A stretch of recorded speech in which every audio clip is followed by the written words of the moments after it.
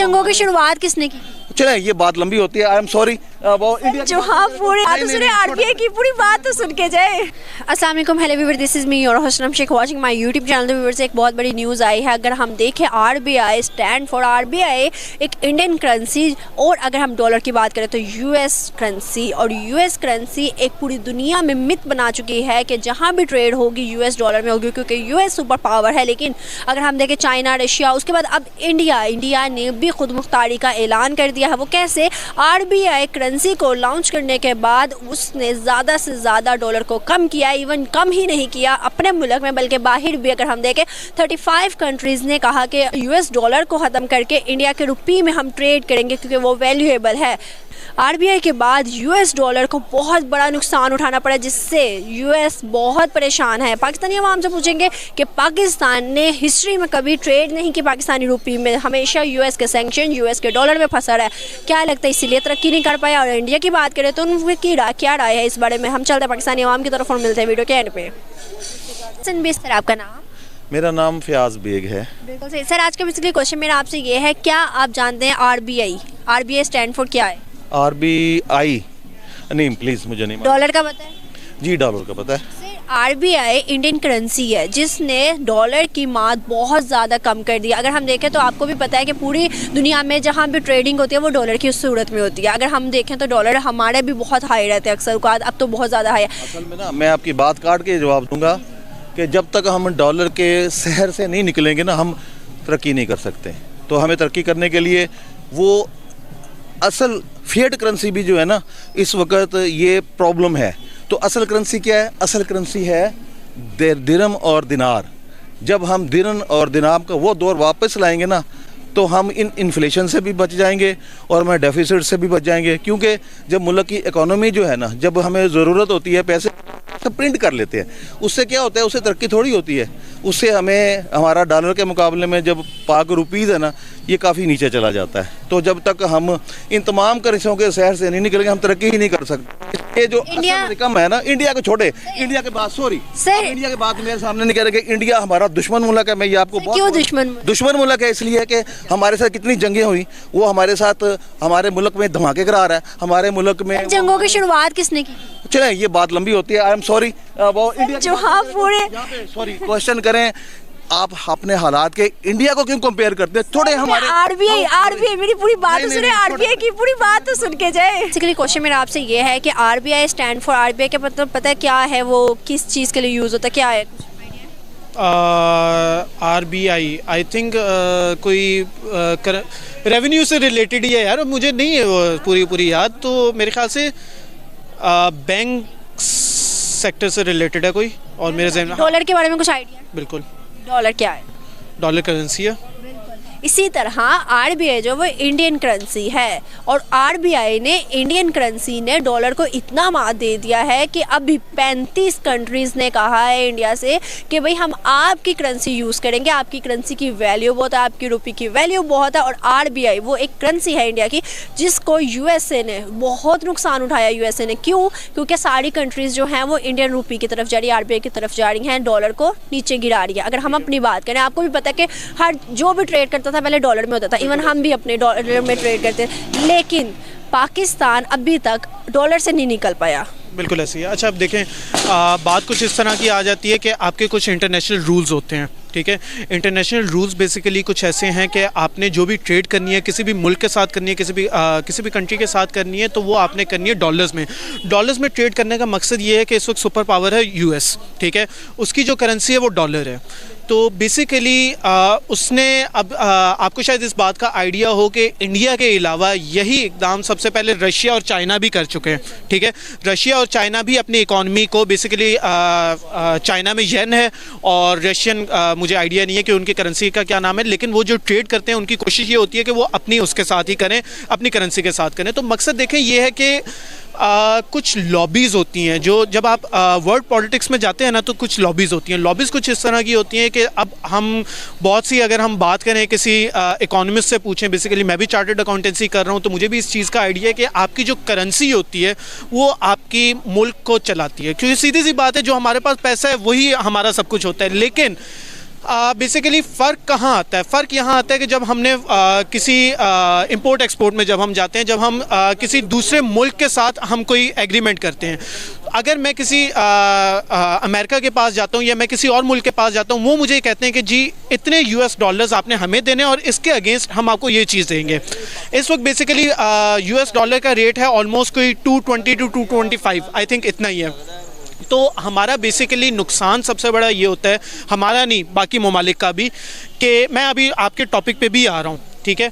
तो हमारा नुकसान सबसे बड़ा ये होता है कि हम अगर कोई भी चीज़ लें तो वो हम अपने पैसों से नहीं ख़रीद सकते, हमने बेसिकली डॉलर से ट्रेडिंग करनी होती है। क्यों? क्योंकि अमेरिका सुपर पावर है और उसने एक रूल बनाया हुआ है। रूल भी क्या कि म्यूचुअल अंडरस्टैंडिंग ही होती है, तो कोई हार्ड एंड फास्ट रूल तो नहीं होता। लेकिन बात जब आ जाती है ना कि रशिया ने एक दाम, सबसे पहले चाइना के बाद रशिया के बाद अब इंडिया, तो ये लोग वो हैं जो अपने मुल्क के साथ सिंसियर हैं, ठीक है। बात आ जाती है सिंसियरिटी पे कि देखें उनको इस चीज़ से क्या फ़ायदा हो रहा है। एक चीज़ जो आपको मार्केट से अगर आप अपने रुपीज़ में लें तो वो आपको सस्ती भी पड़ सकती है, लेकिन जब आप डॉलर्स में लेते हैं आपको वही चीज़ आपको उसको मल्टीप्लाई करके अपनी करेंसी में कन्वर्ट करना पड़ता है। फिर आप देखते हैं कि आपने कितनी, अच्छा एक और चीज़ भी है, एक बड़ी ना मिथ है कि जी हमारे पास स्टेट बैंक है या इंडिया के पास बैंक है तो हम नोट ज़्यादा क्यों नहीं छापते। ये बहुत गंदी मिथ है। तो देखें ऐसे नहीं होता। हमारी एक बेसिकली फॉरेन रिजर्व्स जो होते हैं ना वो आपकी इकॉनमी की बैकबोन होते हैं। हमारे जो फॉरेन रिजर्व्स जो उनसे हैं उनको भी अगर हमने कैलकुलेट करना है तो वो भी डॉलर्स में करना है। यार ये कोई कहाँ का इंसाफ है? देखिए ना, तो हम तो आज तक US के सैंक्शन से नहीं निकल पाए, US डॉलर से नहीं निकल पाए, लेकिन इंडिया का मैंने क्यों बताया 75 ईयर्स। यार हम लोग कहते हैं वो हमारे दुश्मन है, हमारे राइवल है, वो सोचते भी नहीं है राइवल और वो कहाँ से कहाँ निकल गए और हम दुश्मनी को लेके बैठे हैं। मैम बात दुश्मनी की नहीं है, बात मैं एक पाकिस्तानी हूँ और मैं एक आम शहरी हूँ, ठीक है। देखें सीधी सी बात है, इंडिया कोई मेरी भैंस चुरा के नहीं गया, ठीक है, या उसने मेरी ज़मीनों पे कोई कब्ज़ा नहीं किया हुआ। बात कुछ इस तरह की आ जाती है कि हम राइवलरी से हटके हम नेगेटिविटी से हट के अगर हम बात करें ना तो उसमें हम ये आते हैं कि बात जब आती है इंडिया और पाकिस्तान के कंपैरिजन की, ये कंपैरिजन ही सरासर गलत है। इसकी मैं वजह आपको बताता हूँ क्यों। पॉपुलेशन देखी जाए, अगर हम उनका एरिया देखें वो बहुत बड़ा है, ठीक है। अब मैं अभी थोड़ी देर पहले अपने एक दोस्त से बात कर रहा था कि अगली जो वर्ल्ड वॉर होगी ना, वर्ल्ड वॉर 3 बेसिकली जो होनी है वो इकॉनमी की बुनियाद पे होनी है, ठीक है। कभी भी कोई असलहे की बुनियाद पे नहीं होनी। इकॉनमी की बुनियाद पे वर्ल्ड वॉर होने का मतलब ये है कि इस वक्त पाकिस्तान के इकॉनमी के इतने बुरे हालात हैं और इंडिया इस वक्त स्टेबल क्यों है? क्योंकि वहाँ पर गूगल है। बेसिकली गूगल हो गया, एप्पल हो गया, माइक्रोसॉफ्ट हो गया, ये कंपनीज़ हैं, मल्टीनेशनल कंपनीज़ हैं। लेकिन ये चीज़ें आपके जब कंट्री में इन्वेस्ट करती हैं, आपकी कंट्री में आती हैं, आपकी बहुत ज़्यादा है। इवन के अमेज़ॉन जेफ बेजोस बेसिकली जो है वो दुनिया का एक अमीर तरीन आदमी भी रह चुका है और वो अमेज़ॉन इंडिया में है, पाकिस्तान में नहीं है। इवन कि अभी शायद आपको पता हो कि मेरे ख्याल से पिछले तकरीबन कोई 3-4 महीने पहले पाकिस्तानी कर रहे थे ड्रॉप शिपिंग अमेज़ॉन पे, तो 1300 से 1400 इन्होंने पाकिस्तानी अकाउंट्स बैन किए हैं, ठीक है, फेक निकले थे। तो बताने का मकसद ये है कि जब ऐसी कंपनीज़ एक तरफ वो एक कंट्री में जाकर इन्वेस्ट कर रही हैं और दूसरी कंट्रीज़ के पूरे शहर को, डिस्ट्रिक्ट को उन्होंने ब्लॉक किया। मतलब अगर कोई ओकाड़ा डिस्ट्रिक्ट से है, चीचावतनी डिस्ट्रिक्ट से है, खानेवाल डिस्ट्रिक्ट से है, तो बताने का मकसद ये है कि वो वहाँ से अकाउंट नहीं बना सकता। आपने ये अकाउंट्स की बात की ना, ये तो एक मतलब फिर हम कह सकते हैं यूरोपियन आ गया। हाँ। लेकिन अगर हम अपनी अरब कंट्री की बात करें, मैं आपको एक बात बता दूं कि UAE ने हमारी 22 से 24 कंट्रीज़ के ऊपर सिटीज़ के ऊपर कहा है कि पाकिस्तानी शहरी यहाँ से विजिट वीज़ा लेकर नहीं आएंगे। हमारे लिए शर्मनाक बात नहीं है, UAE एक अरब कंट्री और हम लोगों पर सैंक्शंस वो भी लगाना शुरू कर दिया कि भाई पाकिस्तानी ना आए इधर। मैम एक छोटी सी बात ये है कि मैं ये अभी रिसेंटली अगस्त में मैं दुबई का मेरा चक्कर लगा, तो हुआ कुछ इस तरह कि मैं जब एयरपोर्ट पे पहुंचा ना, सामने अरबी था। अरबी मुझसे पूछता है how much money do you have. अच्छा, अब मेरे जो भाई हैं बड़े, वो वहाँ पे परमानेंट रेजिडेंट हैं, तो मैं तो उनके साथ गया था। सीधी सी बात है, मेरे पास पैसे नहीं थे, ठीक है। मैंने और उन्होंने मेरे पास एक 100 दिरहम का एक नोट था, मैंने कहा आई हैव ओनली 100 दिरहम्स। तो कहते सॉरी आप नहीं आ सकते हमारी कंट्री में। मैं उस वक्त परेशान हो गया, मैंने कहा यार मैं क्यों नहीं आ सकता। ये बताने का मकसद, मैं आपके टॉपिक पे आ रहा हूँ, बताने का मकसद ये है कि मैं थोड़ा सा परेशान हुआ। मैंने उसको फिर अपनी रिटर्न टिकट दिखाई। बेसिकली मैं 14 अगस्त मनाने गया था, ठीक है। वापस जब वहाँ से जब मैंने उसको दिखाया, मैंने कहा यार ये मेरी रिटर्न टिकट है 17 अगस्त की, तो मैं आपकी कंट्री में आप पे बोझ नहीं बनता। तो उसने कहा अच्छा you have return ticket then you should go, मतलब अब आप जा सकते हैं। बताने का मकसद ये है कि हमारी कंट्री में सबसे ज़्यादा मसला ये है कि हमारी यहाँ पर लेबर वहाँ पर जाती है, वो वहाँ पर जाकर जॉब्स वो होती नहीं है, वो वहाँ पर जाकर भीख मांगते हैं, वहाँ पर जाकर, मैं सिर्फ उसे पाकिस्तान की बात नहीं कर रहा, इंडिया, पाकिस्तान, बांग्लादेश, ये सबसे बड़ा मसला सब कॉन्टिनेंट का है। क्यों? क्योंकि हमारा कल्चर ऑलमोस्ट सेम नहीं है लेकिन ऑलमोस्ट सेम है। तो बताने का मकसद ये है कि अब एक सवाल करती हूँ, दुबई आप गए हैं, इंडियंस भी हैं वहाँ पर, मुस्लिम्स भी हैं वहाँ पर, किसको ज़्यादा प्रेफर किया, या अपने भाई से किसको देखा है, सुनना है कि भाई किसकी ज़्यादा अहमियत और किसको ज़्यादा प्रायोरिटी रखी जाती है? बात फिर से आ जाती है पॉपुलेशन पे। पॉपुलेशन मैं आपको कट करती हूँ, sorry.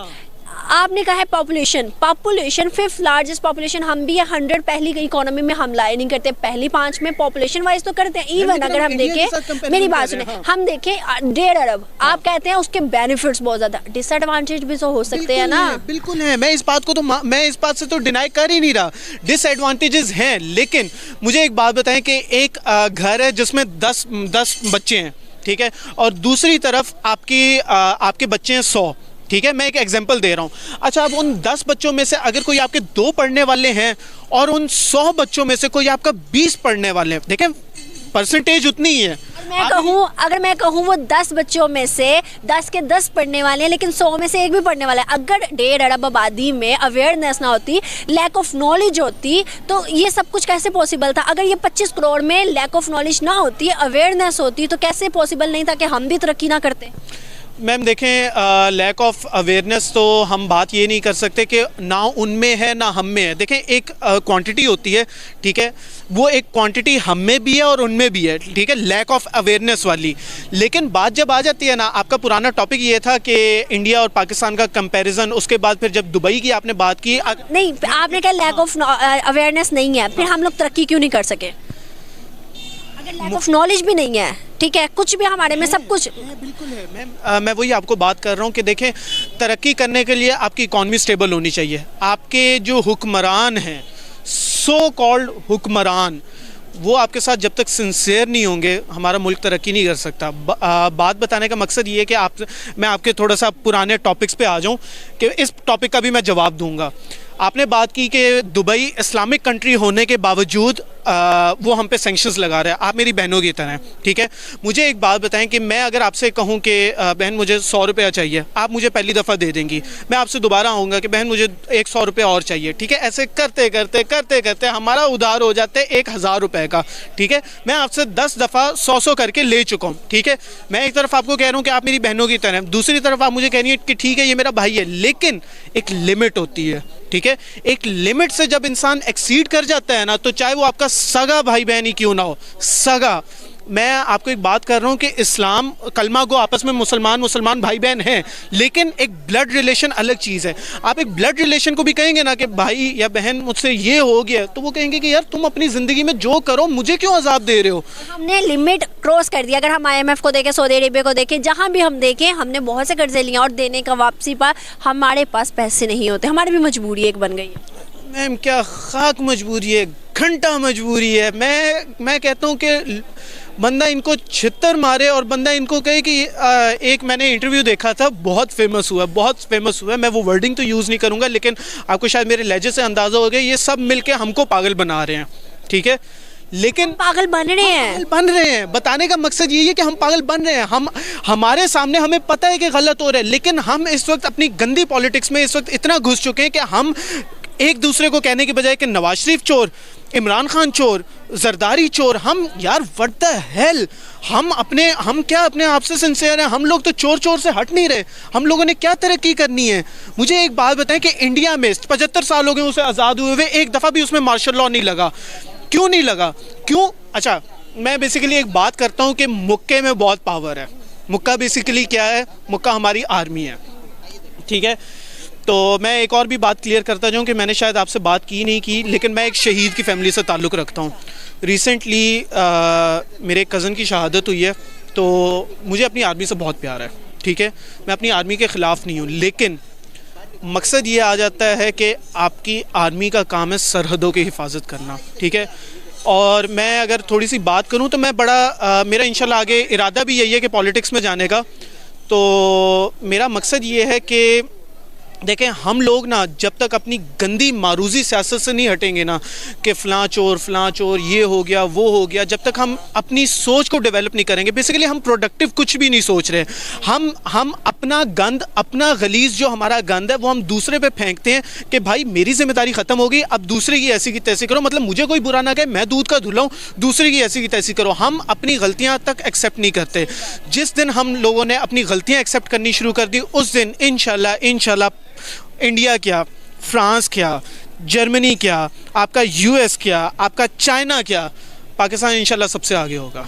Hope for the best. Thank you so much.